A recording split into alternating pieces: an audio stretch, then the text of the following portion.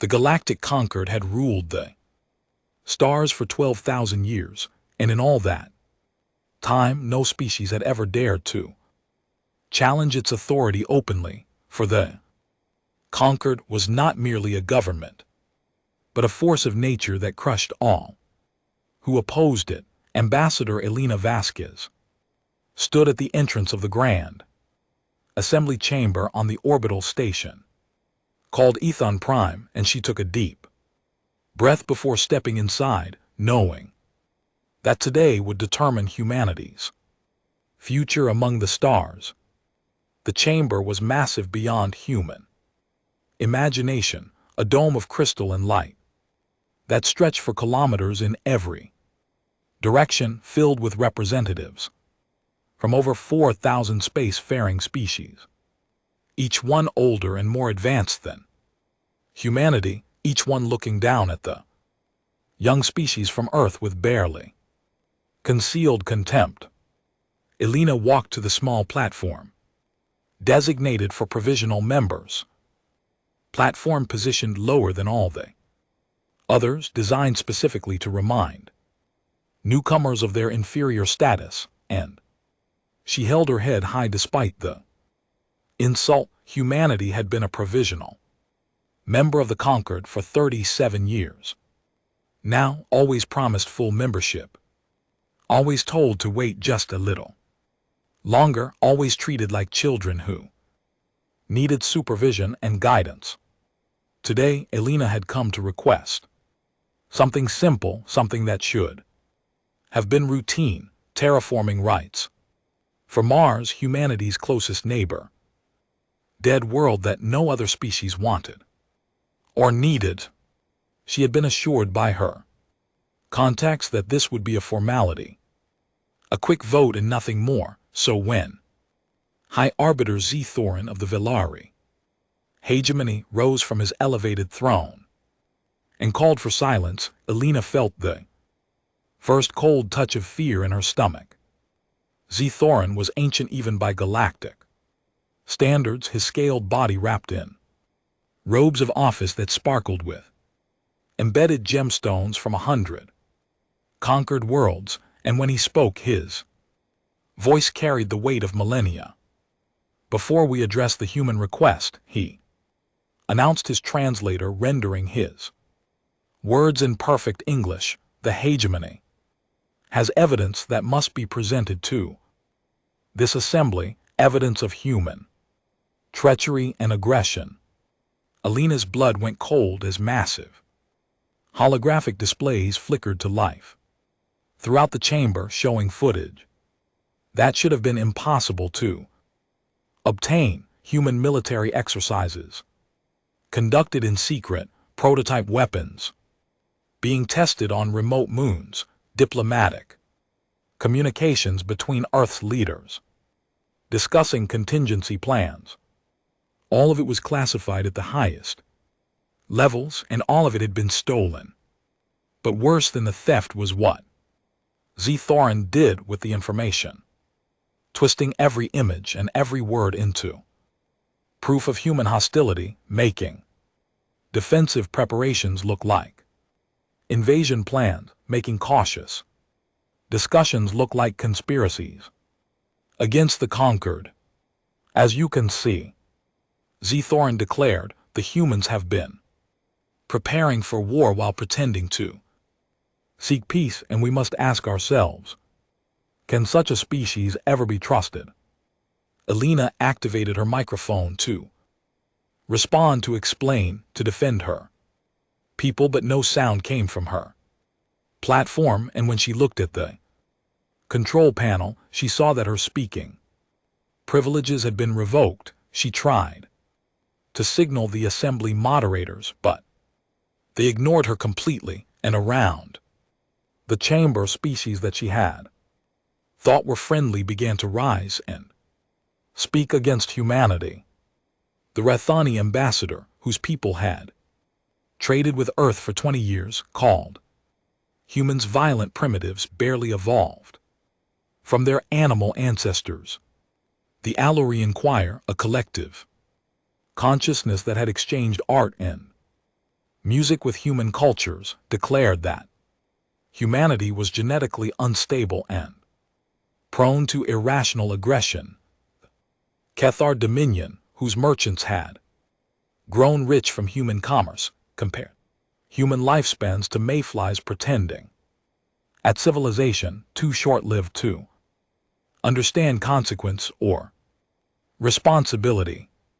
And the assembly laughed. Elena stood, frozen as thousands of alien voices filled the chamber with mockery as species she had spent years building relationships with joined in the ridicule as everything humanity had worked for crumbled around her. She tried again to speak, pressing every control on her platform, waving her arms to get attention.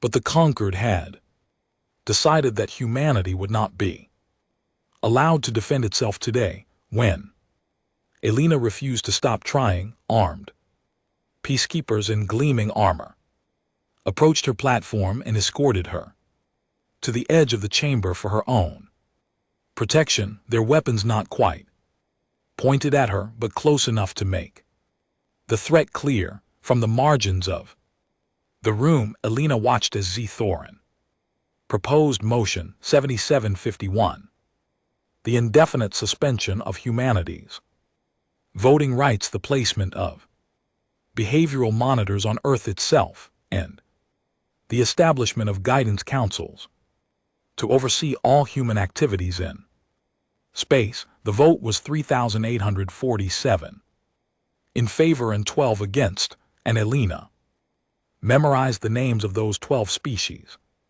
who had stood with humanity when everyone else had abandoned them. As the assembly celebrated their victory over the dangerous humans, Elena's aide, a young man named David Chen, appeared at her side with tears of rage in his eyes. "Ambassador," he whispered, "what do we do?" Now, Elena did not answer immediately, for she was watching Z. Thorin accept congratulations from his allies, watching the Rathani and Alurian and Cathar delegates laugh together about the humiliation they had delivered, watching the galaxy show its true face. When she finally spoke, her voice was calm and cold. "Contact the Meridian," she said, numbing humanity's diplomatic flagship that waited in orbit, and tell Captain Morrison to prepare for immediate departure. "And then what?" David asked. Elena turned away from the celebration and walked toward the exit, her footsteps steady and measured despite everything that had just happened. "Then we remind the galaxy that they made a terrible mistake today." David followed her, confused by her composure, expecting anger or despair, but finding neither. "Ambassador, they have 4,000 species and fleets beyond counting, and we have nothing compared to them. How can we possibly respond to this?" Elena stopped at the chamber doors and looked back one last time at the Grand Assembly, at all those ancient and powerful civilizations that had just declared humanity unworthy of respect. "They called us mayflies," she said quietly, "but they forgot something important about mayflies." "What's that?" Elena's expression was not one of defeat, and those who saw her face in that moment would later say it was the cold, quiet look of someone who had stopped pretending. "Mayflies may live short lives," she answered, "but when they swarm, they darken the sky." She walked out of the chamber without looking back, and behind her, the Galactic Concord continued its celebration, completely unaware that they had just triggered a response 37 years in the making. In the shuttle bay, Elena found Captain Morrison waiting with a security team, his face grim as he received reports from across Concord space. "Ambassador," he said, "word is spreading fast, and our people are asking for instructions."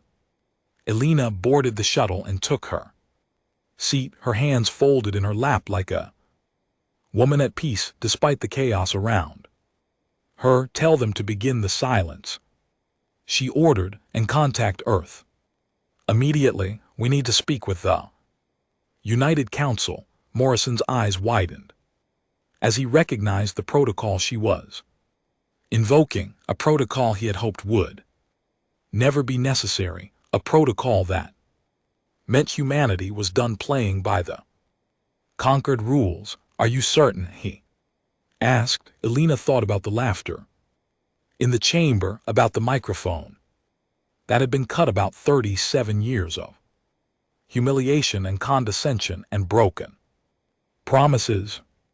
They wanted to teach humanity its place in the galaxy, she said as the shuttle lifted off, and they succeeded beyond their wildest dreams.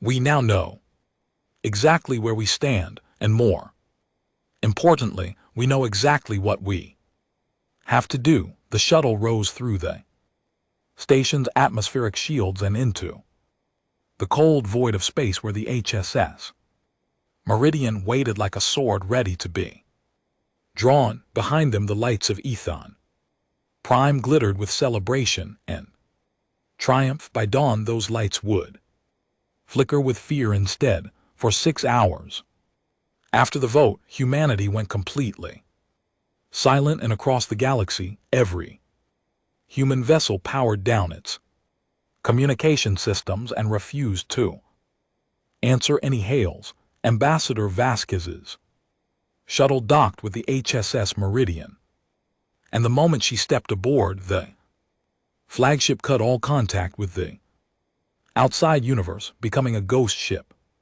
floating in the darkness near Ethon Prime.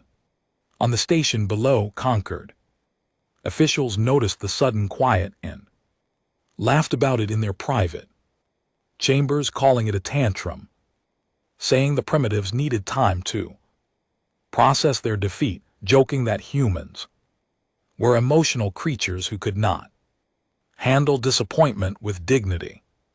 High Arbiter Zethorin himself dismissed reports of the communication blackout with a wave of his clawed hand, telling his advisors that humanity would come crawling back within a day, begging for forgiveness and promising to be more obedient in the future. But as the hours passed, the laughter began to fade, replaced by confusion and then concern.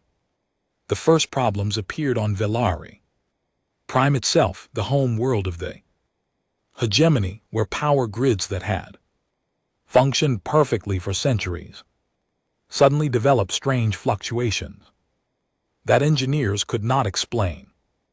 Then came reports from Rathani trading stations where navigation beacons went dark across 17 major shipping lanes, stranding thousands of vessels in deep space without guidance.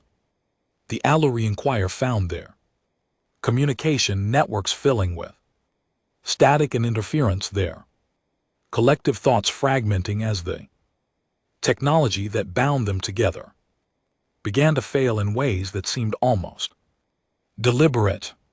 And on Ethon Prime, the Grand Assembly's translation system started producing errors, turning diplomatic messages into nonsense, making it impossible for species to understand each other. Conquered technicians rushed to repair the damage, their best minds working frantically to restore systems that had never failed before. But everywhere they looked, they found the same impossible problem: human code. For 37 years, human engineers had been embedded throughout conquered infrastructure, hired because they worked cheap and because they had a talent for solving problems that stumped older species. Those engineers had been welcomed into power plants and communication hubs and navigation centers across the galaxy, trusted with access to systems that controlled everything from life support to weapons targeting. And in all that time, not Once had anyone thought to check their work carefully, because who worried about the labor of primitives? Now those primitives had walked away from their post simultaneously, and the systems they had built and maintained and improved were revealing secrets hidden deep in their foundations. Security protocols written in English locked out conquered technicians from their own networks, demanding passwords that no one knew, threatening permanent shutdown if wrong answers were entered. Backup systems that human engineers had installed for safety turned out to contain kill switches that could disable entire sectors with a single command. Even the translation software that allowed the Conquer to function had been quietly modified over decades, its core algorithms dependent on human servers that were now refusing all connection requests. High Arbiter Z. Thorin summoned his intelligence officers and demanded explanations, his scales flushing dark with fury as report after report confirmed the same terrifying truth. "You're telling me," he hissed, "that we allowed the humans to make themselves essential to our civilization?" His chief advisor, a elderly Velari named Cran, who had served 4 orbiters before this one, could only bow his head in shame. "We thought they were being helpful," Casson admitted, "and we never imagined they were capable of such long-term planning. Their lives are so short that we assumed they could not think beyond a single generation. Find a way to remove their code," Z. Thorin ordered, "and purge their influence from our systems immediately."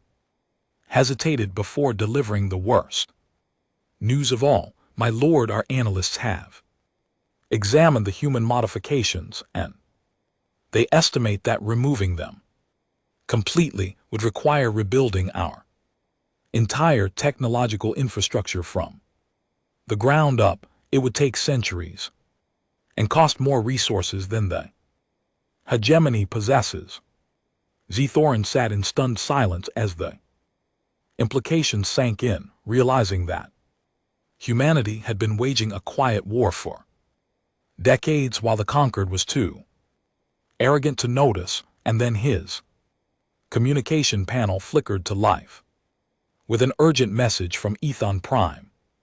"Sensor command, the human flagship Meridian had just opened its hangar bay, and Ambassador Vasquez was broadcasting on all frequencies." In the Meridian's war room, Alina stood before a holographic display that showed the chaos spreading across conquered space, watching as 37 years of patient preparation finally bore fruit.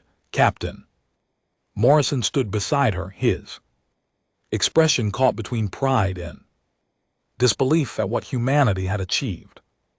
The council session lasted 4 hours. Alina said without looking away from the display, "And they have authorized full implementation of contingency protocols. We are now operating under wartime rules." "What exactly does that mean?" Morrison asked, though he suspected he already knew the answer. Alina finally turned to face him, and her eyes held a fire that had been hidden behind diplomatic smiles for far too long. "It means we stop pretending to be weak," she said, "and we show the galaxy what happens when you humiliate humanity in front of 4,000 species." She walked to the communication console and began recording her message, her voice calm and clear as she addressed every being in conquered space. "This is Ambassador Alina Vasquez of the Terran Coalition," she began, "and I am speaking to all species who witnessed the events in the Grand Assembly today." Morrison watched as her words were transmitted across the stars, knowing that nothing would ever be the same. After this moment, for 37 years, Alina Continued, humanity has endured your contempt and your condescension, accepting insults that would have driven any other species to war, waiting for the day when you would finally see us as equals. She paused and allowed a small, cold smile to cross her face. That day will never come, she said, because we have finally understood that you will never respect us until you fear us, and so we have decided to give you something to fear. On Ethon Prime, Thorin watched the broadcast with growing horror as Elena began to reveal the true scope of human preparations. You thought we were primitive, she said, and you were wrong. You thought we were foolish, and you were wrong. You thought we were helpless, and you were catastrophically, irreversibly wrong. She transmitted a single coded phrase to every human asset in conquered space. And across the galaxy, men and women who had been waiting for this moment their entire lives finally received the order they had trained for. Prometheus. Protocol is active. Morrison felt a shiver run down his spine as he realized what that phrase meant, knowing that the next few hours would reshape the balance of power in the galaxy forever. Ambassador, he said quietly, once we do this, there is no going back. Elena nodded slowly, her eyes never leaving the display that showed conquered space. Descending into chaos, they took away our voice in the assembly, she replied, and they thought that would silence us forever. Now they will learn that humanity has many ways of speaking, and some of them are very loud indeed. She turned back to her broadcast, ready to deliver the killing blow, ready to show the galactic conquered that the mayflies they had mocked were about to darken the sky. To the 12 species who voted in our favor today, she said, her voice softening slightly, know that humanity remembers its friends. To everyone else, I suggest you start running, because dawn is coming, and when it arrives, everything you thought you knew about the galaxy will burn. The transmission ended and silence fell over the Meridian's war room as the crew waited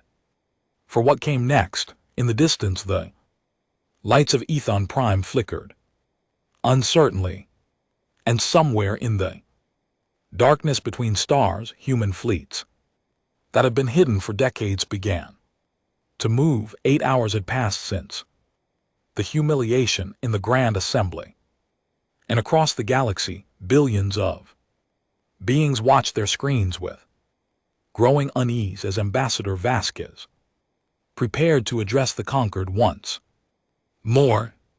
This time she did not stand on a lowered platform designed to remind her of human inferiority, but rather on the bridge of the HSS Meridian, surrounded by officers who had spent their careers preparing for this exact moment. She did not plead for understanding or beg for mercy or try to explain away the stolen intelligence that Thorin had used against humanity. Instead, she simply revealed the truth. The galactic conquered has operated under a comfortable assumption for 12,000 years. Elena began, her voice carrying across every frequency in known space, and that assumption is that older species are automatically wiser, stronger, and more capable than younger ones. She smiled, and it was not a friendly expression. Humanity has never shared that assumption, she continued, and from the very first day we joined the conquered, we have been preparing for the moment when you would try to destroy us. The holographic displays around her flickered to life, showing data that made intelligence officers across the galaxy choke on their drinks. You stole what you thought were our secrets, Elena said, but you only found what we wanted. You defined the real secrets are somewhat more impressive. She began with the fleet yards hidden in the gravitational shadows of dead stars far beyond the range of any conquered sensor network humanity had been building. Warships for 20 years, constructing an armada in total secrecy, while the galaxy assumed they had nothing but a handful of patrol vessels. The display showed 12 separate construction facilities, each one producing dreadnoughts and cruisers and carriers using technology that the conquered had never seen, technology that human scientists had developed in labs that officially did not exist. 47 dreadnoughts, Elena announced calmly. 212 cruisers, over 1,000 support vessels, and enough fighters to fill the sky of any world we choose, all built while you were laughing at our primitive little species. Thorin watched from his chambers on Ethon Prime, his scales turning pale as the numbers kept growing as he realized that humanity had somehow assembled fleet capable of challenging even the mighty Velari hegemony. But Elena was not finished. Your intelligence services were very proud of themselves for stealing our military data, she said, but they never wondered why it was so easy to find. The truth is that we let them steal it because we wanted you to think you knew our capabilities. She displayed the weapon systems that had not been in those stolen files, technologies that made conquered military analysts gasp in disbelief, kinetic accelerators that could punch through any known shield system, energy weapons that operated on principles they conquered had declared theoretically impossible, missiles that could think and adapt and hunt their targets across light years. We have been reading Velari encrypted communications for 9 years. Elena added almost casually, and we know every secret the hegemony has tried to keep from us. We know about the rebellions you crushed, the species you exterminated, the treaties you violated when you thought no one was watching. Thorin felt his heart pounding as his entire intelligence apparatus collapsed around him as decades of careful secrets were exposed to the galaxy in moments. The evidence that High Arbiter Thorin presented today was deliberately planted, Elena revealed, designed to make humanity look aggressive while hiding our real intentions. He thought he was exposing our weakness, but he was actually proving how easily the Velari can be manipulated. In chambers across the galaxy, representatives who had voted against humanity began to sweat as they wondered what other secrets the humans might know, what other lies they might have been fed over the years. But Elena saved the most devastating revelation for last. The galactic conquered depends entirely on the gatework, she said, referring to the ancient network of artificial wormholes that made interstellar civilization possible. And your scientists have always believed that the gates are indestructible, permanent fixtures of the universe that nothing could ever threaten. She paused, letting the tension build, watching on her displays as billions of beings across the galaxy held their breath. Your scientists were wrong. The holographic display showed the results of experiments conducted in secret human facilities, experiments that demonstrated something the conquered had declared impossible. Method to collapse artificial wormholes, to shut down the gates that connected the galaxy, to reduce interstellar civilization to isolated island, separated by centuries of travel time. We can destroy the gatework, Elena announced. All of it, every single gate. And without it, your empires will crumble into dust within a generation. Your fleets will be stranded, your economies will collapse, your peoples will starve. The Grand Assembly Chamber erupted into chaos as species that had been allies for millennia began screaming accusations at each other as the careful order of 12,000 years disintegrated in moments. The HFY Dominion demanded immediate military action against humanity, while the Rathani called for emergency negotiations, while the Alorian choir simply fled the station entirely, their collective consciousness fragmenting under the pressure of impossible choices. High Arbiter Thorin tried to restore order, but no one was listening anymore, because everyone understood the terrible truth that Alina had just revealed. Humanity held the power of life and death over galactic civilization itself. "You called us mayflies," Alina said, her voice cutting through the chaos with cold precision, "and you mocked our short lives as proof of our inferiority. But you forgot something important." She leaned forward, her eyes blazing with 37 years of suppressed rage. "Mayflies may live only for a day," she said, "but when they swarm, they can devour everything in their path. You had the chance to welcome us as equals, to build something together, to create a future that benefited all species." She shook her head slowly. "You chose humiliation instead," she continued, "and now you will learn that humanity does not forget, and humanity does not forgive, and humanity absolutely does not surrender."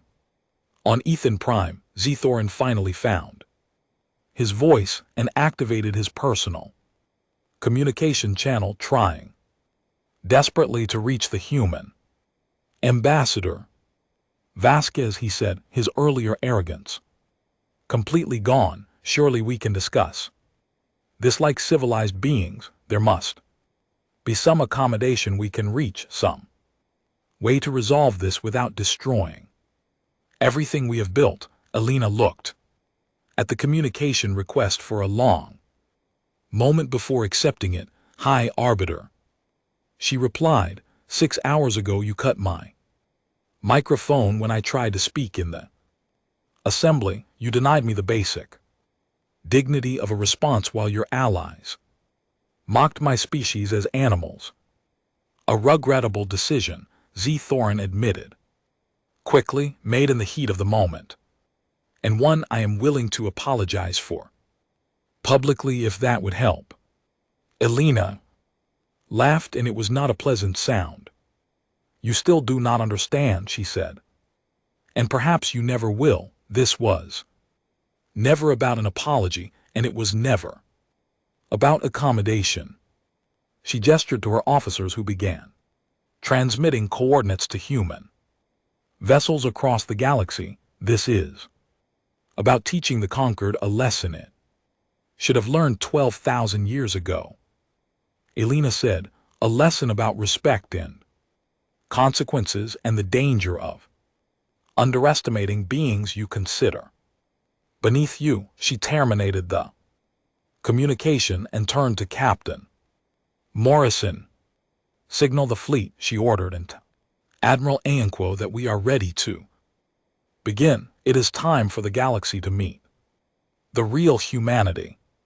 In the darkness between stars, engines that had been cold for decades roared to life, and ships that had been hidden for a generation began their journey toward Ethan Prime. The reckoning was coming, and nothing in the universe could stop it. Now the first human warship emerged from the void 2 hours after Alina's broadcast, appearing on Ethan Prime.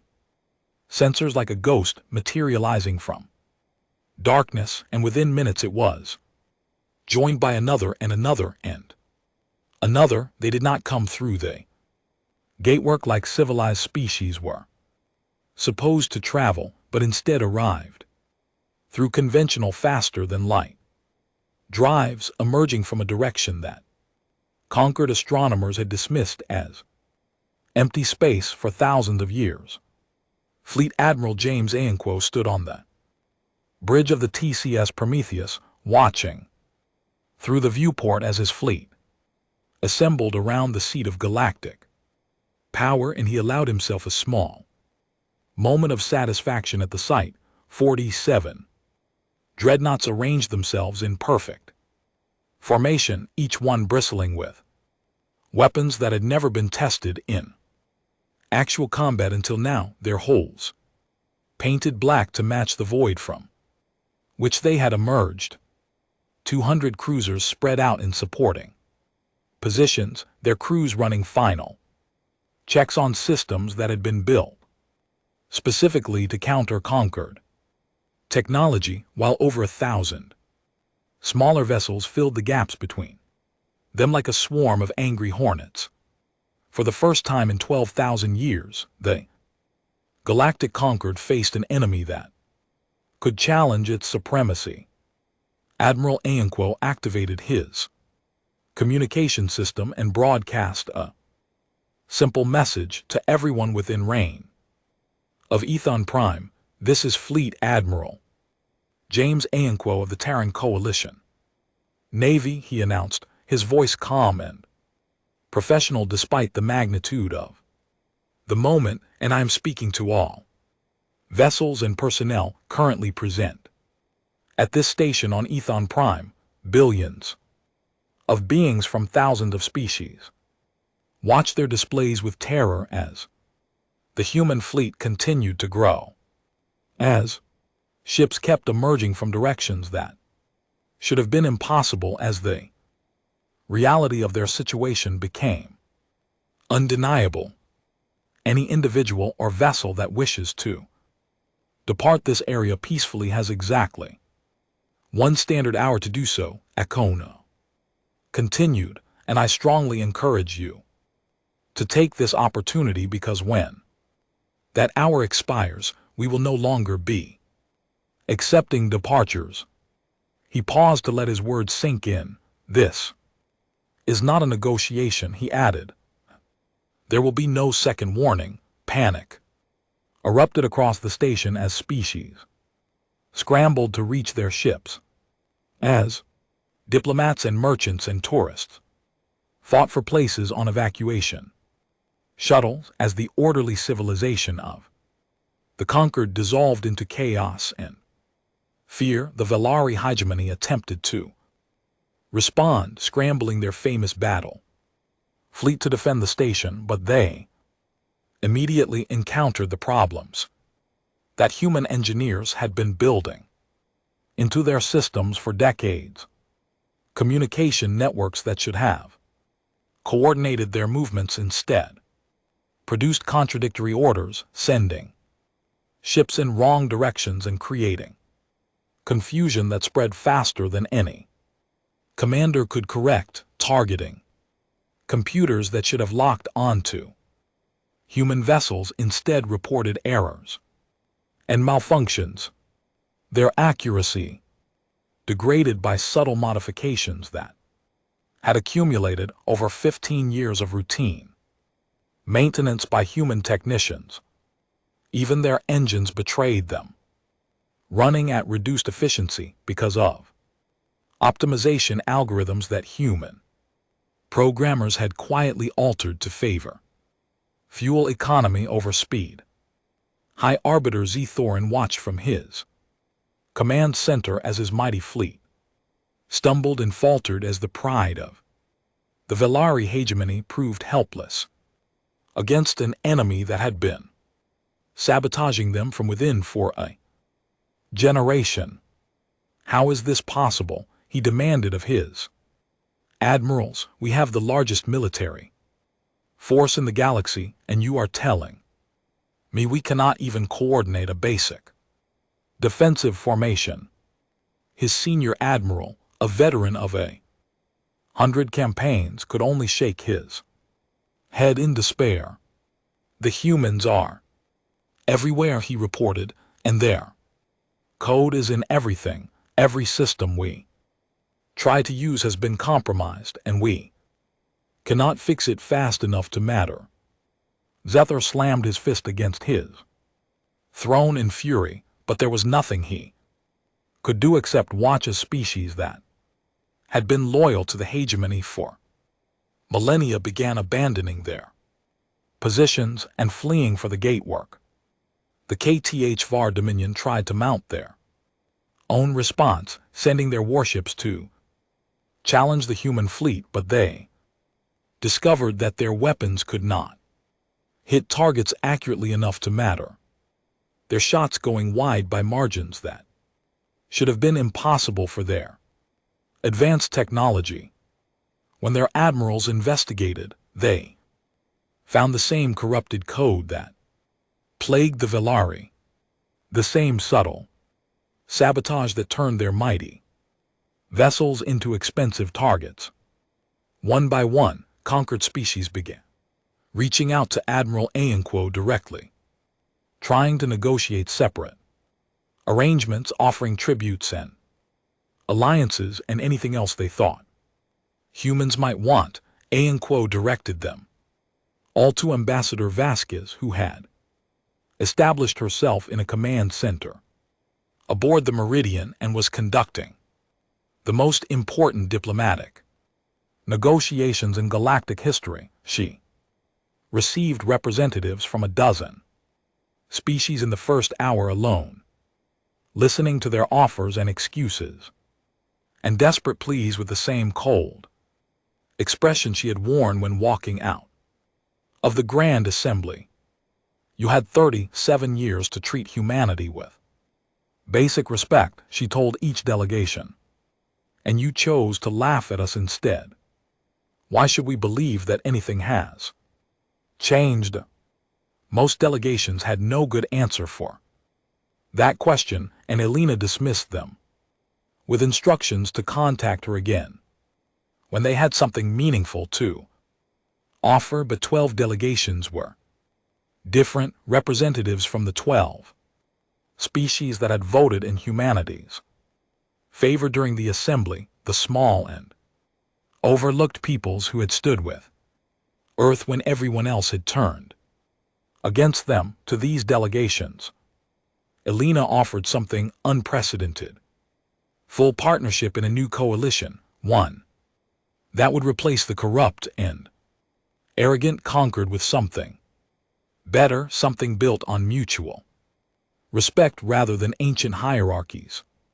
The Thessan Collective was first to accept, their ambassador weeping with relief as she signed the agreement that would bind her people to humanity's cause. The Morthani Wanderers followed, then the Kavari Federation, then species after species that had suffered under conquered rule for thousands of years, and finally saw a chance for freedom. By the time Admiral Aenquo's deadline expired, 47 species had joined the newborn Terran coalition, and the balance of power in the galaxy had shifted forever. On his command bridge, Aenquo received confirmation that all evacuation shuttles had cleared the danger zone and that only hostile vessels remained near the station. Admiral, his tactical officer, reported, the Velari fleet is attempting to form a defensive line around Ethon Prime, and they are demanding that we withdraw or face destruction. Aenquo studied the display for a moment, noting the gaps in the enemy formation, the confusion in their movements, the desperation in their positioning. Target their command ship, he ordered calmly, and fire a single warning shot across their bow. I want them to understand exactly how accurate our weapons are compared to theirs. The Prometheus's main cannon discharged with a sound like thunder, sending a beam of concentrated energy that passed within meters of the Velari flagship, close enough to scorch its paint but not close enough to cause actual damage. It was a message, and everyone who witnessed it, understood exactly what it meant. The humans could destroy them at any time they chose, and the only reason they had not done so yet was because they were offering one final chance to surrender. The Velari flagship immediately powered down its weapons and broadcast a request for terms. Tell them to dock at the station and await further instructions, Akono ordered, and inform Ambassador Vasquez that the military phase of this operation is complete. The rest is politics. He looked out at the station that had once been the heart of galactic civilization, now surrounded by human warships, its defenders broken and its authority shattered. 37 years, he murmured to himself, and they never saw us coming. His executive officer smiled grimly. They thought we were mayflies, she said, and they forgot that mayflies can swarm. Akono nodded slowly, then turned his attention to the reports flooding in from across the galaxy, where human assets were securing critical infrastructure and coalition allies were moving to claim their rightful positions. The old order was dying, and something new was being born in its place, and at the center of it all stood humanity, no longer begging for acceptance, no longer tolerating contempt, no longer pretending to be anything less than what they truly were. The reckoning had come, and the galaxy would never be the same. Dawn on Ethan Prime was artificial, programmed sunrise that bathed the station in golden light every 32 standard hours. And when it came on this particular morning, the Grand Assembly chamber was nearly empty. The vast dome that had once held representatives from 4,000 species now contained only scattered remnants.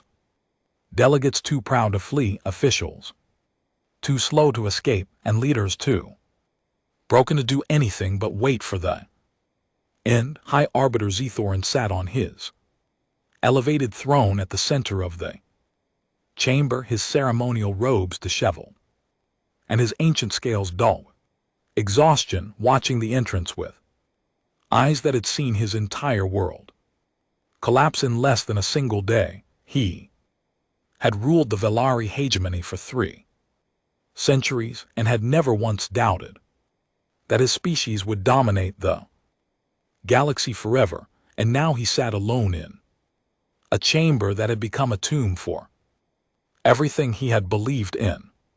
The doors opened and Ambassador Elena Vasquez walked in. She moved without hurry, her footsteps echoing through the empty space, passing platforms that had been occupied by humanity's enemies just hours before, climbing steps that led to the central podium where Zethorin had orchestrated her humiliation. In her hands she carried a single physical document, actual paper bound in leather, an artifact so primitive that most galactic species had forgotten such things ever existed. It was the treaty of provisional membership that humanity had signed 37 years ago, the document that had defined Earth's relationship with the conquered, the legal foundation of every restriction and limitation and humiliation that humans had endured. Captain Morrison accompanied her along with a small honor guard of coalition Marines, but Elena barely noticed them, her attention fixed entirely on the arbiter, who watched her approach with something that might have been fear or might have been resignation. She reached the podium and stood there for a moment, looking out at the empty chamber, remembering how it had felt to stand in her designated place while thousands of voices laughed at her species. You know, she said conversationally, I practiced my speech for this hearing for 6 weeks. I rehearsed every word, anticipated every objection, prepared responses for every possible criticism. She placed the treaty on the podium. Before her, I was so nervous, she continued, because I genuinely believed that if I said the right things and made the right arguments, your assembly would see us as equals. I actually thought we could earn your respect through patience and diplomacy. She shook her head slowly, a sad smile crossing her face. What a fool I was. Thorin stirred on his throne, some remnant of his old pride pushing him to respond. We built civilization while your ancestors were still living in caves, he said, his voice but defiant. And you expect us to treat you as equals after a few decades of membership? Elena looked at him with something that might have been pity. No, she replied. I no longer expect anything from the conquered, because I finally understand that respect is not something you can earn from those who have already decided to despise you. She reached into her pocket and withdrew a small metal object, an antique lighter that gleamed gold in the artificial dawn light. My grandfather carried this through the last great war on Earth, she said, examining it thoughtfully, and when I was young, he told me something I never forgot. She opened the lighter and tested the flame, watching it dance in the still air of the chamber. He said that some documents are worth dying for. She continued, but Snort's other documents are only worth burning. The trick is knowing which is which. She looked at the treaty before her, at the pages that contained every legal justification for treating humanity as inferior, every clause that had been used to deny them rights that other species took for granted. This treaty was never meant to lead to full membership, she said, and we knew that from the beginning. We knew that the conquered would never accept us willingly, no matter how long we waited or how hard we tried. She touched the flame to the corner of the document and watched as it began to burn. So we stopped waiting, she said, and we stopped trying, and we started preparing for the day when we would take our place in the galaxy, whether you liked it or not. The treaty caught fire and blazed brightly, illuminating Elena's face as she watched centuries of careful legal framework turn to ash and smoke. Thorin watched with horror as the document that bound humanity to the conquered disintegrated before his eyes. You cannot simply dissolve a galactic treaty, he protested weakly, and there are procedures and protocols and proper channels for these things. Elena laughed, and there was genuine amusement in the sound. Your fleet is scattered and broken, she replied. Your infrastructure is crippled by code you cannot remove. Your allies have abandoned you, and 47 species have already joined our coalition. Who exactly is going to enforce your procedures and protocols? She let the last burning remnants of the treaty fall to the podium, where they crumbled into nothing. As of this moment, she announced in a voice that carried to every recording device in the chamber and was broadcast across the galaxy, humanity declares all obligations to the galactic conquered null and void. We withdraw from your organization completely and permanently. She turned to address any remaining delegates in the chamber, her voice ringing with authority. Any species that wishes to establish diplomatic relations with the Terran coalition may do so, she declared, but only on terms of mutual respect and equality. We will not be your juniors. We will not accept your monitors, and we will not tolerate your condescension ever again. She looked back at Thorin, who seemed to have aged 1,000 years in a single night.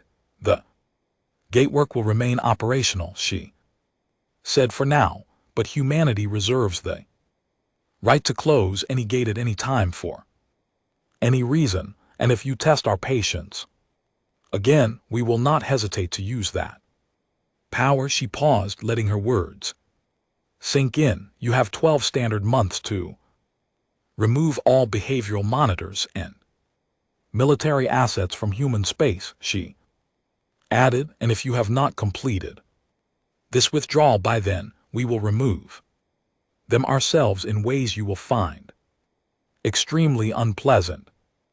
Thorin finally rose from his throne, his ancient body trembling with a combination of exhaustion and despair. You have destroyed 12,000 years of galactic order, he said, his voice barely above a whisper, and you have plunged the galaxy into chaos that may take centuries to resolve. Elena met his gaze without flinching. No, she replied calmly, we have simply stopped pretending that your order was ever worth preserving. Concord was built on domination and contempt, and it deserved to fall. She gestured to the ashes scattered across the podium. This is what remains of your authority over humanity, she said. And this is what will remain of any species that tries to humiliate us. Again, we came to you as friends, and you chose to make us enemies, and now you will live with the consequences of that choice. She turned and began walking toward the exit, her honor guard falling into formation around her. Behind her, Thorin sank back onto his throne, staring at the ashes that swirled in the artificial breeze of the climate control systems, understanding at last how completely he had underestimated the species he had dismissed as primitives. Ambassador Vasquez paused at the chamber doors and looked back one final time at the empty Grand Assembly, at the platforms where thousands had gathered to mock humanity, at the throne where the High Arbiters sat, broken and defeated. You called us mayflies, she said, and you laughed at our brief lives, but you forgot that brief lives burn brightest, and the brightest flames leave the deepest marks. She walked out of the chamber without another word, leaving behind only ashes and the echoes of a galactic order that would never rise again. Above the station, human warships maintained their silent vigil as the artificial sun completed its programmed arc across the dome and across the galaxy. Billions of beings woke to a universe fundamentally changed from the one they had known before. Humanity had entered the galactic state as supplicants begging for scraps of recognition from species that considered them beneath contempt. They left it as conquerors, coalition builders, and architects of a new order that would reshape civilization for millennia to come. And in the ashes of burned treaties and shattered assumptions, a simple truth remained. Never underestimate a species that has learned to turn its brief existence into an eternal flame. The mayflies had swarmed, and the sky would never look the same again. The great chamber of the Galactic Council stretched upward like a cathedral made of starlight.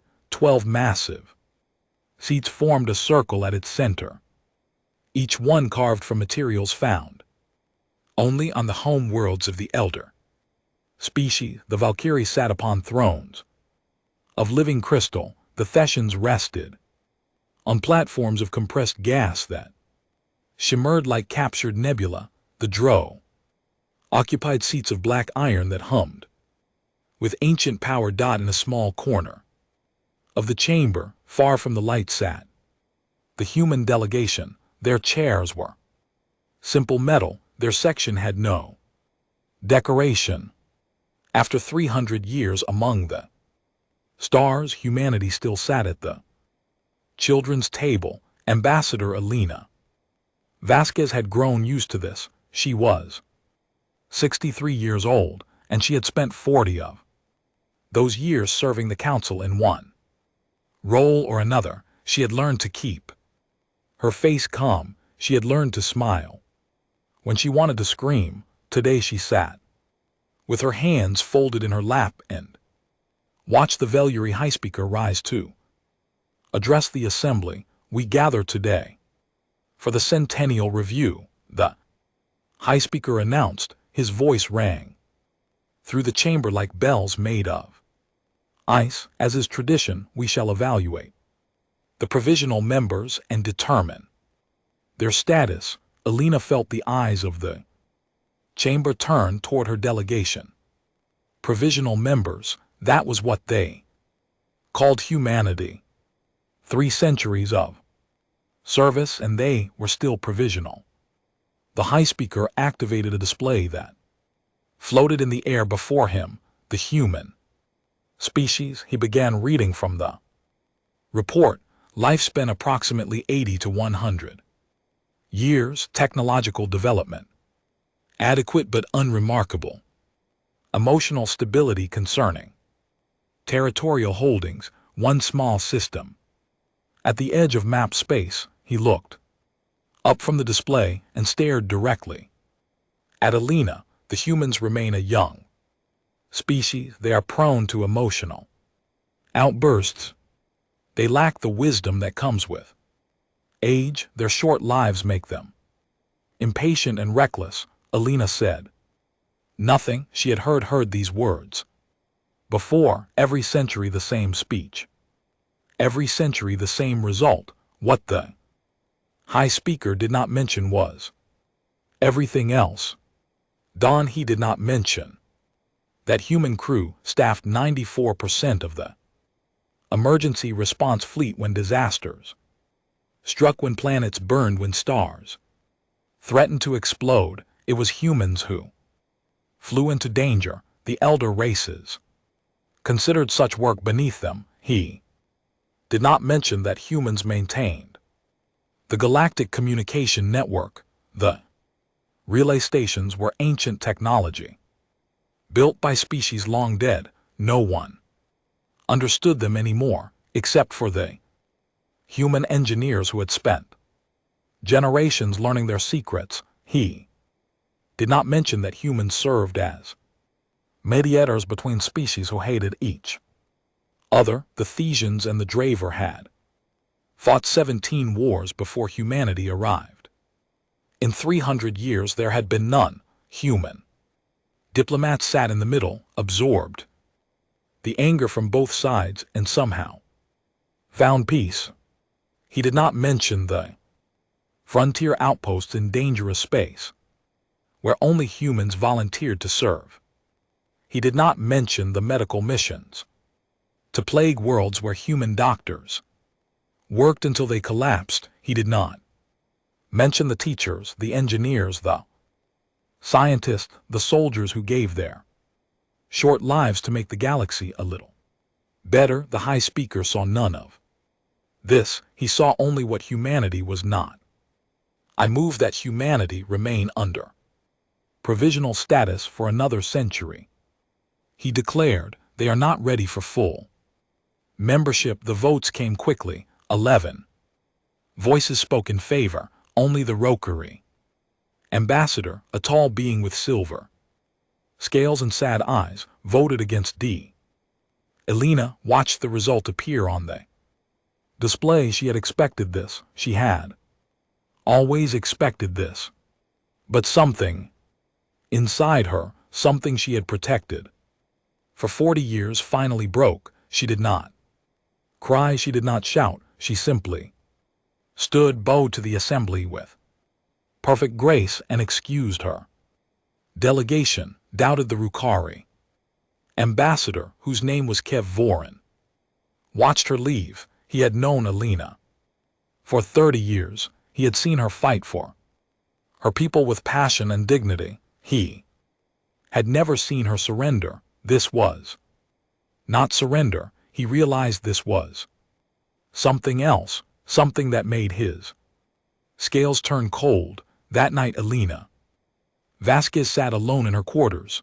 The window showed the stars, billions of them scattered across the darkness like promises humanity had reached for those stars with hope and wonder. They had found the galaxy full of ancient species who looked down on them like insects.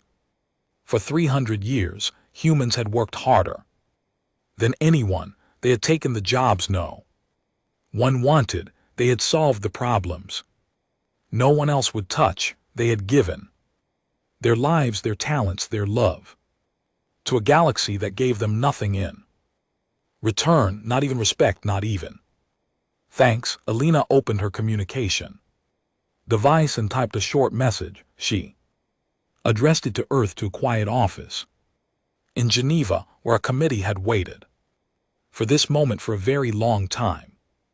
The message was only 3 words. Begin. Quiet dawn. She pressed send and closed her eyes. In the great chamber, the Galactic Council celebrated another successful review. The Valkyrie High Speaker accepted congratulations for keeping the humans in their place.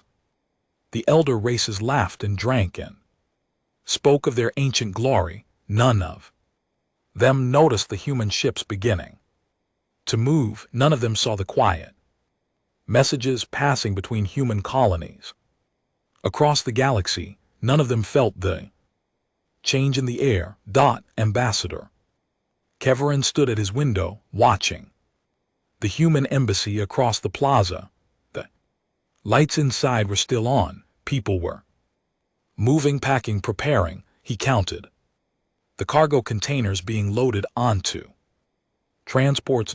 His assistant approached with a question about tomorrow's schedule. Kev Vorn waved him away. Something is wrong, he said softly. Wrong, Ambassador? Kever pressed his hand against the cold glass. In 300 years, humanity had never asked for much. They had only wanted to belong. They had only wanted to be seen as equals. The council had refused them again and again. Now the lights in the human embassy went dark one by one, like stars dying at the edge of the universe. I think Kethforn said we have made a terrible mistake. His assistant laughed nervously. The humans, they are harmless. Ambassador, they will complain for a while and then they will return to work. They always do. Kev Voren did not answer. He watched the last light go out, and he felt something he had not felt in centuries. Fear. On Frontier Station Kappa 7, Commander David Aoner smiled as he handed over the control codes. The Dacian officer who received them looked confused by the gesture. You seem happy to leave, the Dacian observed. David shrugged. I have served here for 12 years. I have trained your people well. The station is in good hands now. The Dacian studied him with large luminous eyes. But where will you go? There are no other postings available for humans in this sector.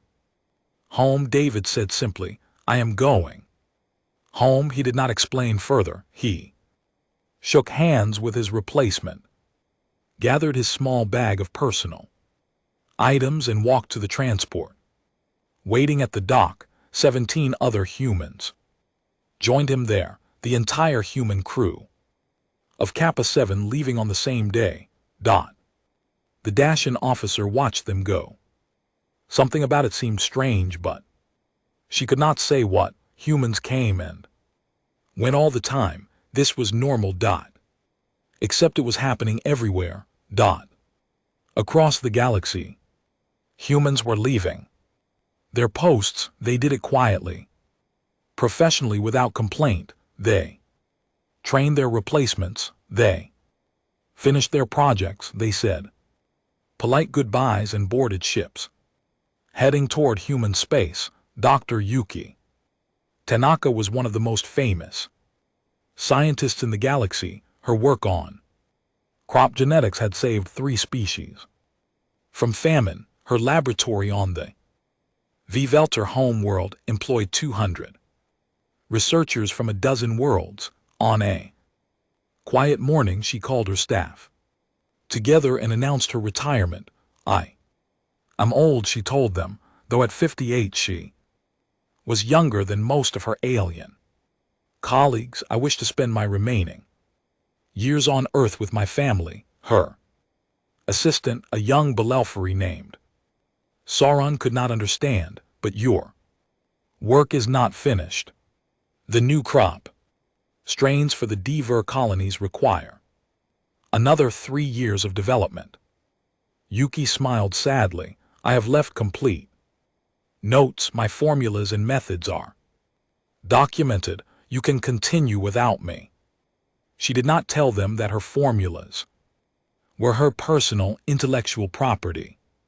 She did not mention the clause in the Council's own laws that allowed citizens to reclaim their work upon leaving Council space. She simply packed her research, her samples, and her memories, and she left. Sorrel stood in the empty laboratory and felt a strange chill.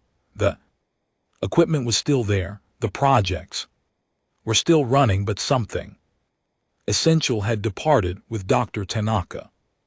Something he could not name. The pattern repeated itself thousands of times across thousands of worlds. Human shipping companies sold their vessels or redirected them toward Earth. Human engineers completed their contracts and did not renew. Human teachers said farewell to their students. Human doctors closed their clinics. None of them complained. None of them explained.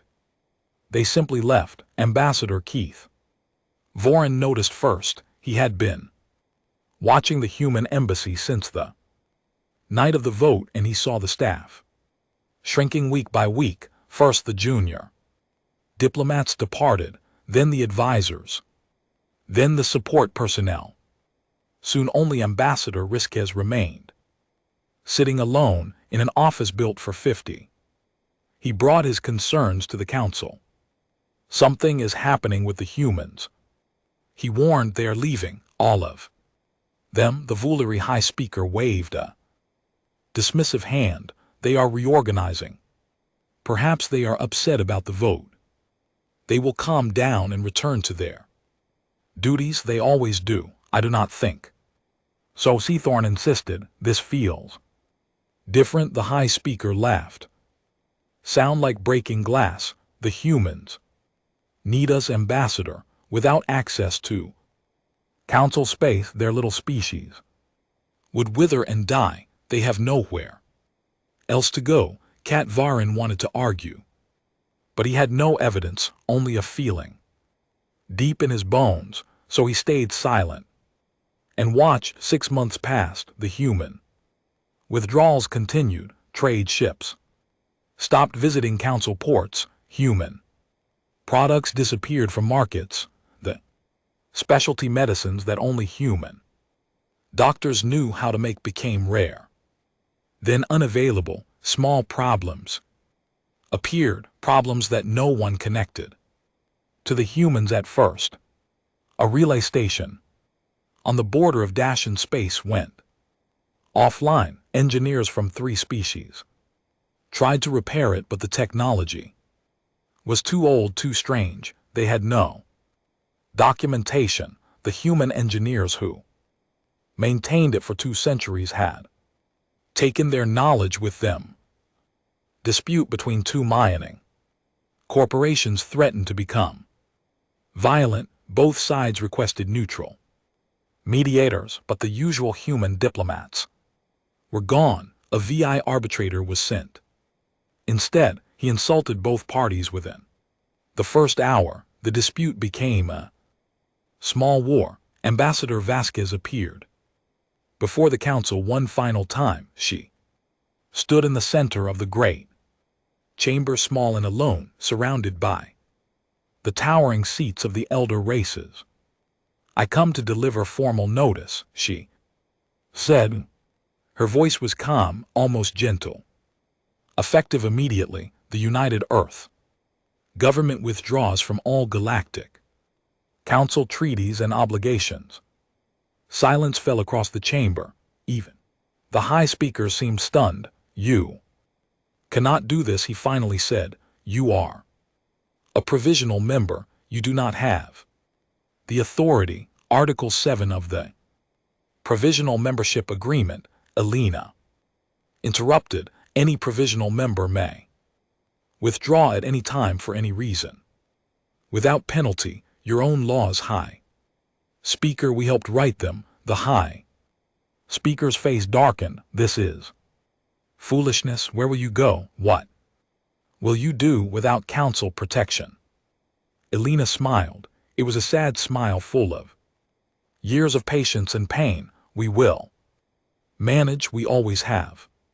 She bowed, the same perfect bow she had performed after every rejection. "We thank the council for the opportunity to serve. We wish you well." Then she walked out of the chamber, and she did not look back. Keith rose from his seat and followed her. He got up with her in the corridor, outside where the lights were dim and the air was cold.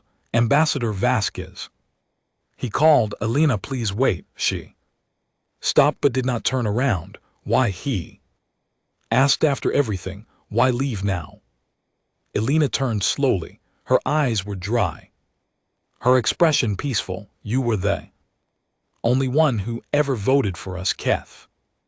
Every century for 300 years. You were our only friend. Then let me help. Let me speak to the council. Perhaps there is still time." "No," she shook her head. "There is no anger in this, old friend.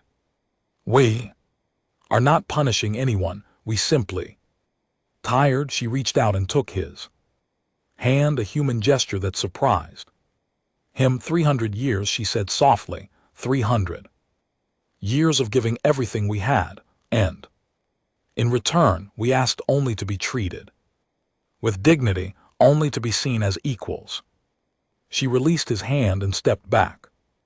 "They could not even give us that." She turned and walked away, her footsteps echoing in the empty corridor. Kever watched her go, and for the first time in his long life he felt truly helpless. The great chamber behind him buzzed with angry voices. The elder races were already blaming each other, already denying responsibility, already certain that the humans would return. Keforin knew better. He had seen the look in Elena's eyes. It was not the look of someone making a threat. It was the look of someone saying goodbye. The first disaster came without warning. A spatial anomaly appeared near the Velry home world. It was a tear in the fabric of space itself, growing larger by the hour, pulling ships and satellites into its hungry mouth. The Valkyrie High Council sent an emergency summon to the emergency response fleet. The response came back within minutes.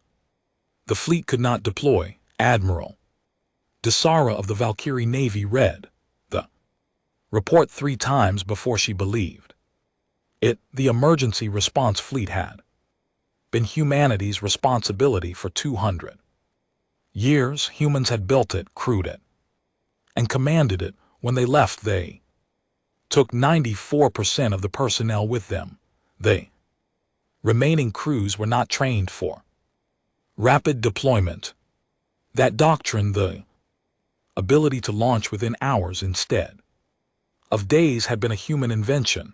No one else knew how to do it. Find solutions, Admiral Lara commanded. Hire mercenaries, draft volunteers, do whatever is necessary. Her officers scrambled to obey, but there were no easy solutions. The humans had made emergency response look simple. It was not simple. It required years of training, specialized equipment, and a willingness to fly into danger. The few other species possessed. By the time a makeshift fleet reached the anomaly, 2 colony worlds had been consumed.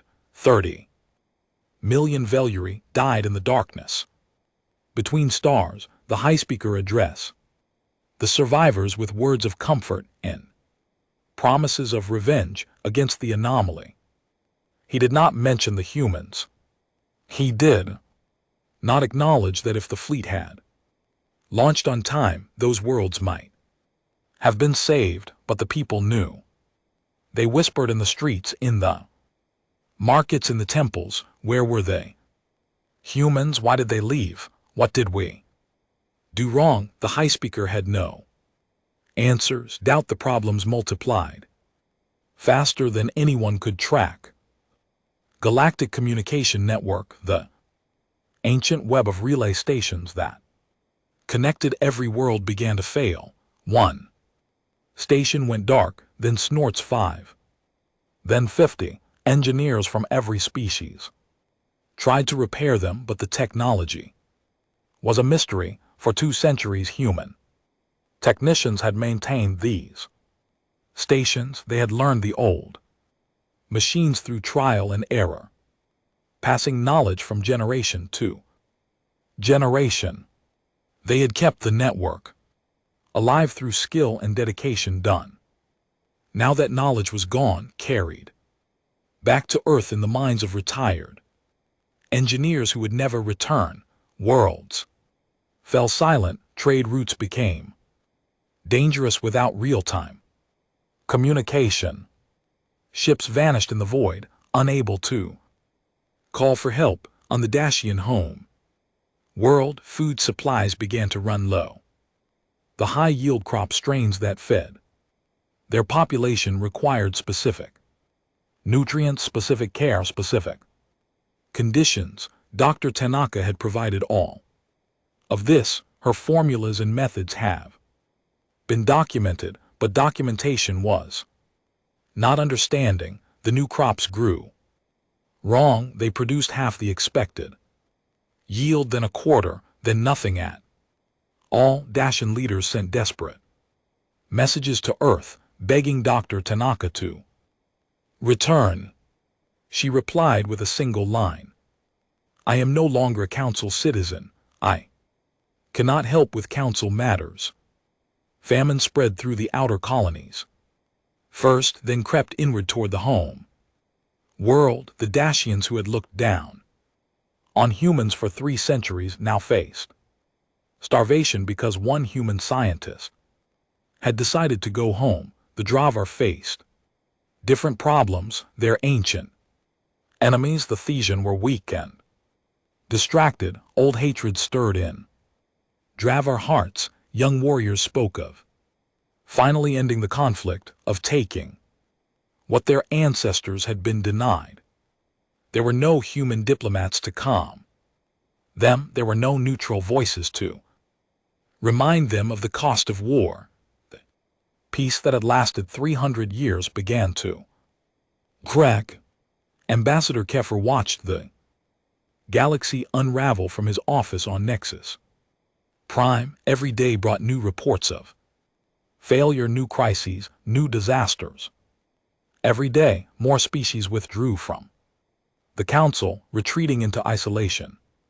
To protect themselves, he compiled a report for the remaining council members. It was the most honest document he had ever written. In 300 years, he wrote, we never asked what the humans actually did. We saw only what they were not. We saw short lives and emotional faces in a small home world at the edge of nowhere. We did not see the truth.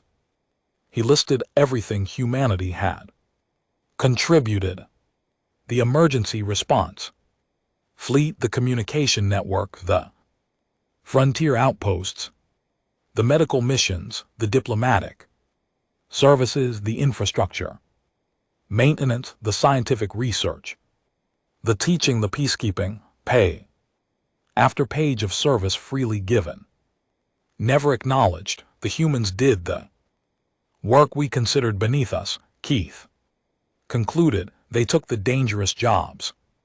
We refused. They solved the problems we ignored. They held our civilization together while we mocked them for their short lives and their emotional weakness. He presented the report to what remained of the council.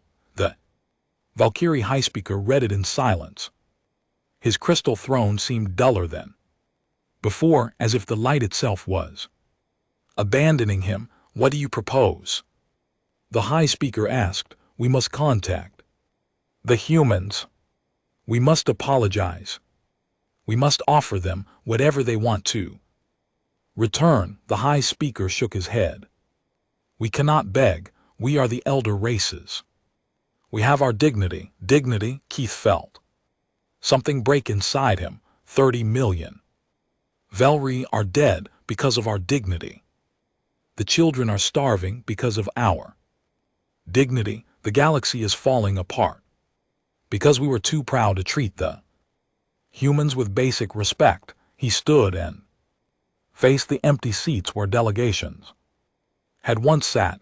We had one species willing to do the hard work, the thankless work, the dangerous work, and we repaid them with contempt. His voice echoed in the hollow chamber. Now they are gone, and we have nothing left but our precious dignity. The High Speaker had no response. He sat on his dimming throne and stared at the floor. That night the lights on Nexus Prime flickered for the first time in recorded history. Power grid had backup systems, ancient machines that no living engineer understood. Those machines had been maintained by humans. Now they were failing. In the darkness, Korn received a message from the Kree collective. The Kree were a warrior species, aggressive and territorial, considered too dangerous for normal diplomacy. For 200 years only human negotiators had dealt with them. The message was brief. Where are the humans? We will speak only to the humans. Keith had no answer to give them. Across the galaxy, in homes and offices and ships, the remaining council species finally began to understand. The humans had been invisible. The humans had been taken for granted. The humans had been the foundation that held everything together. And now the foundation was gone. The plague came to Voron 3 on a cargo ship carrying medical supplies. The irony was not lost on anyone. Within weeks, half the population was infected. The local doctors had no cure, no treatment, no understanding of the disease. They sent urgent requests to the Galactic Medical Corps for assistance. The Corps was overwhelmed. Since the humans left, their capacity had dropped by 60%. Human doctors, human nurses, human researchers had formed the backbone of emergency medicine. They had volunteered for plague worlds, quarantine zones, and outbreak responses. No one else wanted those assignments. A small team of Veluri physicians arrived on Voron 3 2 months late. They brought equipment but no experience. They had studied disease in comfortable laboratories, not in the chaos of a dying world. The plague killed 200,000 people before it burned itself out. The Galactic Medical Corps sent a final desperate message to Earth. They did not demand or command. They begged, please help us. People are dying. We need your doctors, your knowledge, your compassion, please. The response came from a medical administrator in Geneva. It was polite, formal, and devastating. The United Earth Medical Service is not authorized to operate in Council space. As a non-member species, we cannot intervene in Council affairs. We recommend you Consult your own medical institutions. For assistance, we wish you well in this difficult time. The administrator signed. Off without further comment, somewhere. On Vorum 3, another patient died on the ROI home world. A young historian named Vitha began a research project. She wanted to understand what had happened. She wanted to know why the galaxy was falling apart. She spent months reading old records, interviewing retired officials, and studying data that no one had examined in centuries. What she found shocked her. Humanity had arrived in the galaxy 300 years ago, young and eager and full of hope. They had found an ancient civilization that looked down on them with contempt. Instead of fighting back, they had tried to prove themselves through service. They volunteered for the emergency response fleet when no one else would. They took postings on frontier stations in dangerous space. They learned every language, every custom, every cultural sensitivity. They became the bridge between species who refused to understand each other. They asked for nothing in return except membership, except equality, except the simple recognition that they belonged.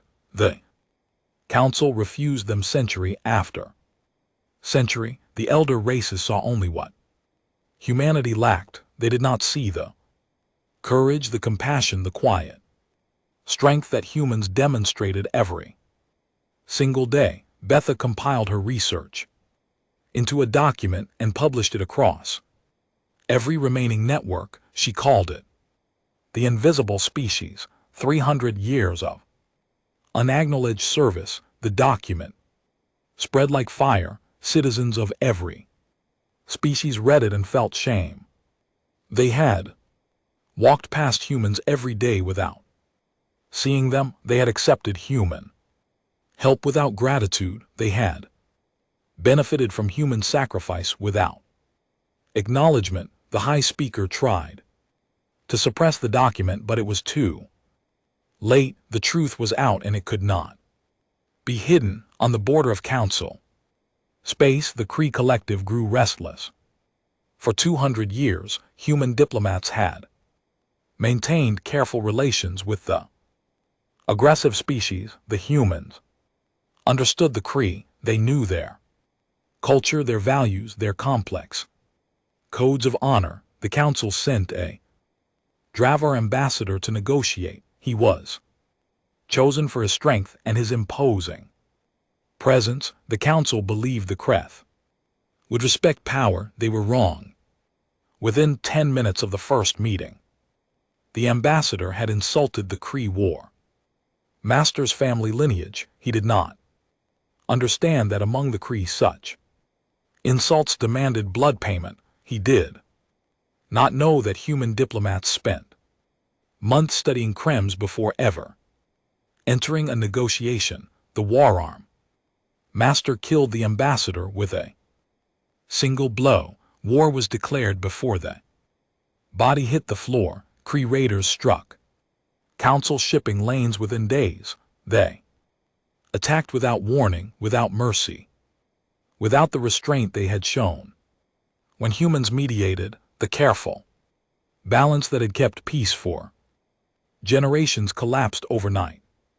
Ambassador Keith Varn watched the war unfold from his darkened office. Power on Nexus Prime failed more often. Now, emergency generators kept essential systems running. But the glory of the council's capital was fading. He made a decision. He would go to Earth himself. He would speak to Elena Vasquez. He would do what the council should have done centuries ago. The journey took 3 weeks. Human space was distant, isolated, protected by natural barriers that made invasion impractical. Perhaps that was why the elder races had never bothered to conquer them. Perhaps that was why the humans had survived long Enough to reach the stars. Earth was beautiful. Cathorn had not expected that. Blue oceans and green continents, and white clouds drifting across a pale sky. A small world, fragile and precious, circling an ordinary yellow star. Elena Vasquez met him at the landing field. She was older now, her hair white, her face lined with years, but her eyes were still sharp, still kind, still full of the strength that had sustained her through 3 centuries of rejection. Ambassador Keith Warren, she said, I did not expect to see you here. I came to ask you to return, he admitted. I came to beg if necessary. Elena smiled sadly and took his arm. Come have dinner with my family. We can talk. Her home was modest by council standards, a simple house surrounded by gardens. Her children and grandchildren gathered around a large table, laughing and arguing and sharing food. They welcomed Cathorn without suspicion or fear. He ate strange human dishes and listened to strange human music and watched this strange short-lived species enjoy their brief existence with remarkable joy. After dinner, Elena walked with him in her garden. The sun was setting, painting the sky in colors he had no names for. Your galaxy is dying, he said bluntly. Without you, everything is falling apart. I know, Elena replied. We receive reports. We are not unaware of the suffering. Then why will you not help? Is this revenge? Is this punishment for how we treated you? Elena stopped walking and turned to face him. Her expression was not angry. It was not bitter. It was simply tired, deeply and completely tired. We were never angry, Kether. We were just tired of being unloved.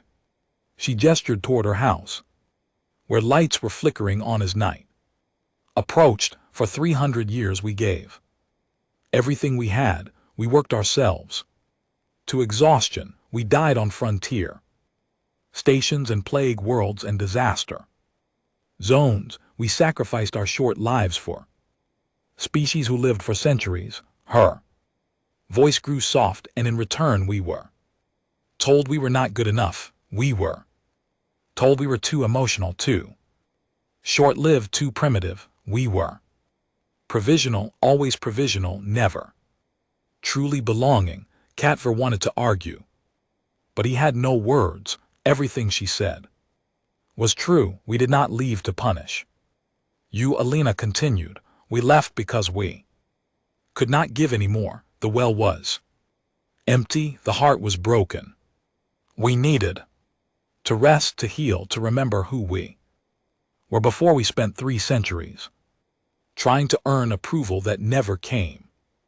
She took his hand, the same gesture she had made on the day she left. You were our friend, Kether. You were the only one who saw us. That is why I'm telling you this truth. We cannot save you. You must save yourselves. Kever felt tears forming in his eyes. The Rickery did not cry easily, but this moment demanded it.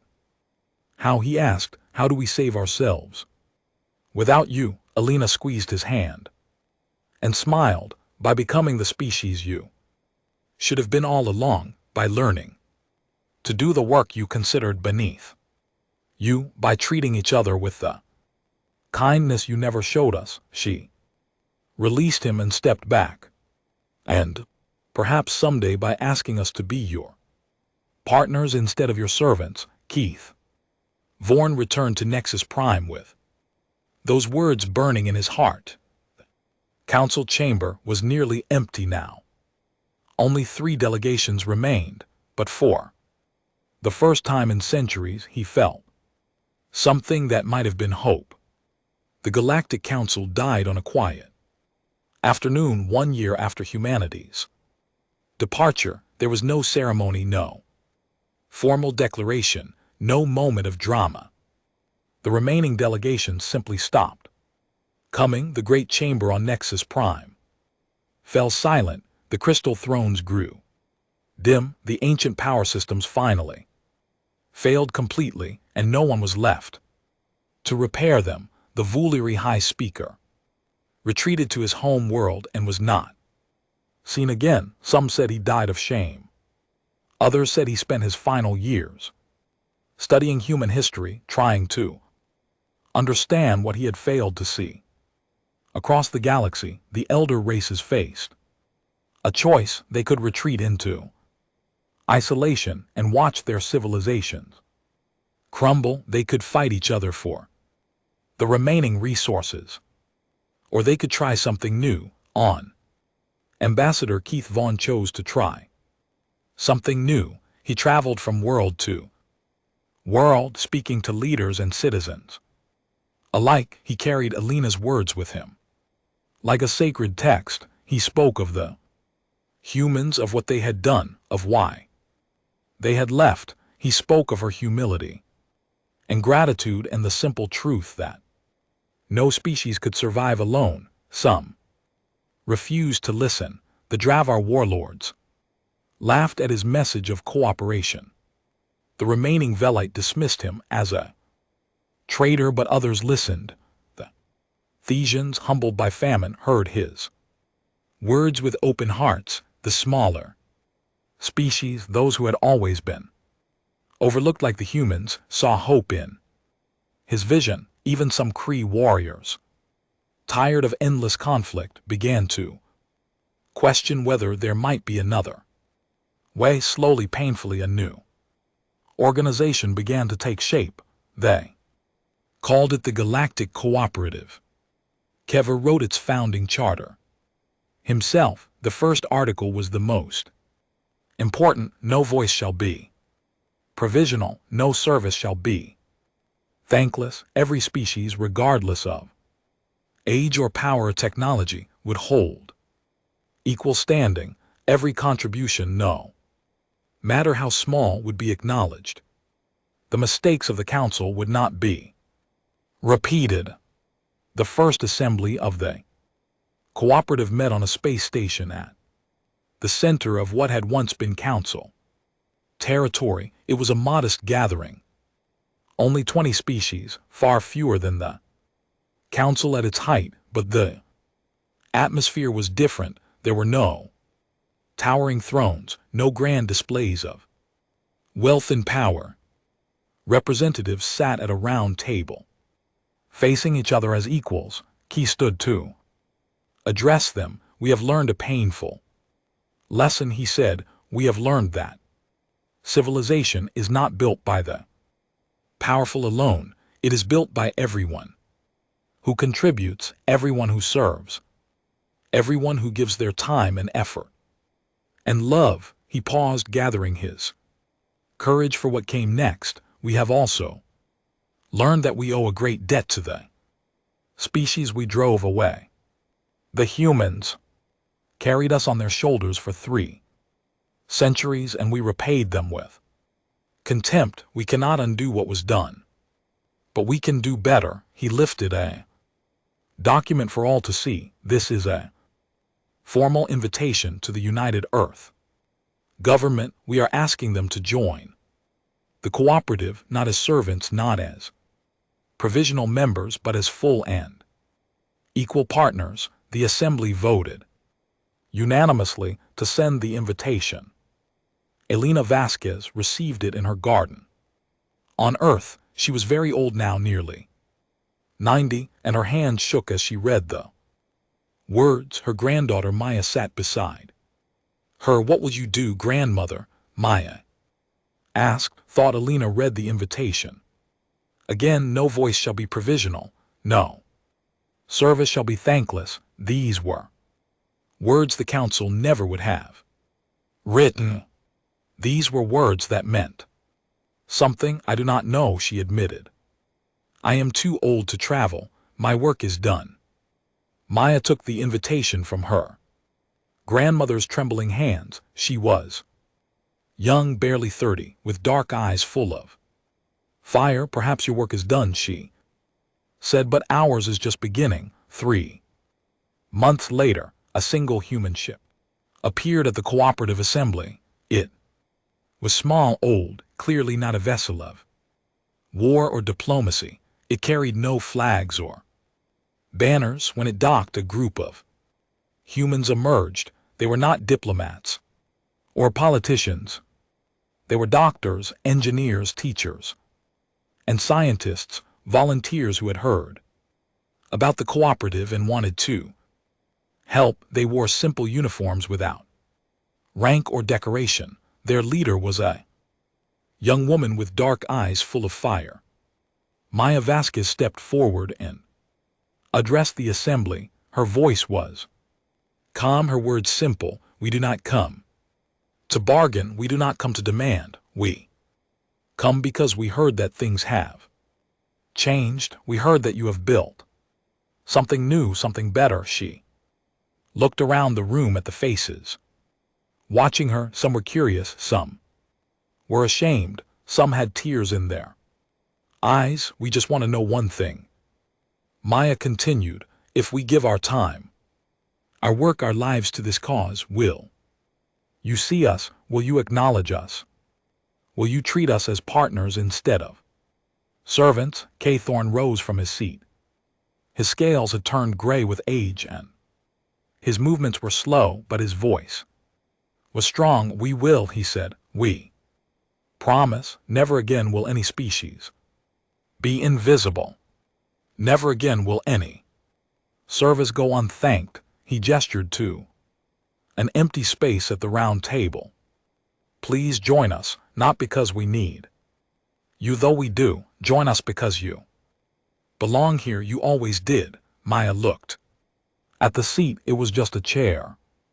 Nothing special, the same as all the others, but that was the point. Equality meant no thrones, no hierarchy, no provisional status. She smiled a smile that reminded Thorne painfully of Alina. Thank you, she said, but we will find our own seats if you do not mind. She led her team to the back of the room where there were extra chairs along the wall. They sat down quietly, without ceremony, without demanding attention. The assembly watched in confusion.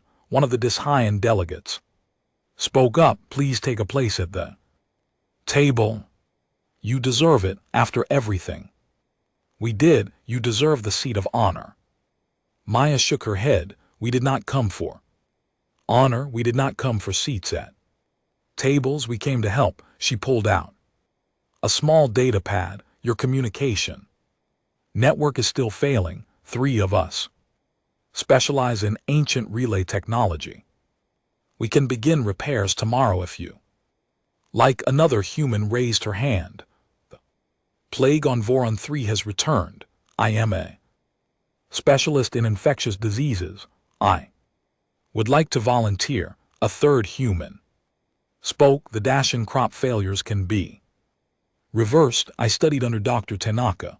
I have her notes. With your permission, I can begin work immediately. One by one, the human volunteers offered their skills, their knowledge, their willingness to serve. They asked for nothing in return. They expected no reward. Keith watched with tears streaming down his face. This was what humanity had always been.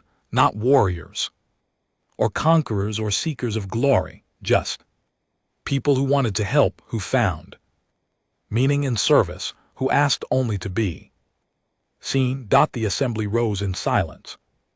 Every representative stood and faced the humans at the back of the room.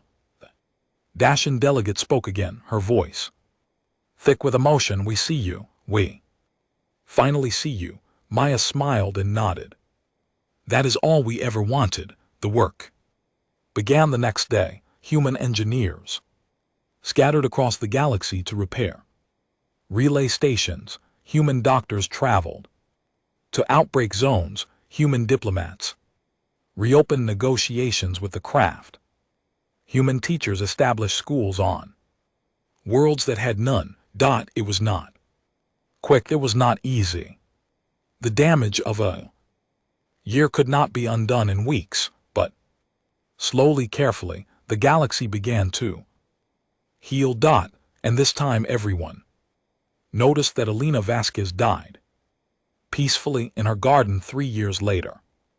She was 93 years old, surrounded by family and friends. Her last words were reported across the galaxy, repeated in memorial services on 100 worlds.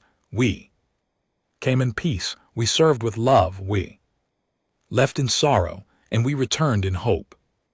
On Nexus Prime, the old council chamber remained dark and empty, but beside it, a new building rose. It was simple, functional, without grandeur or pretension. Above its entrance, carved in stone, were words written by Ambassador Catherine in honor of those who served when no one was watching, in memory of those we failed to see. May we never forget the quiet ones, the thankless ones, the invisible ones who held us together. Below it, a smaller inscription had been added by Maya Vasquez herself. We were here, we helped, we belonged, and finally, after 300 years, that was enough.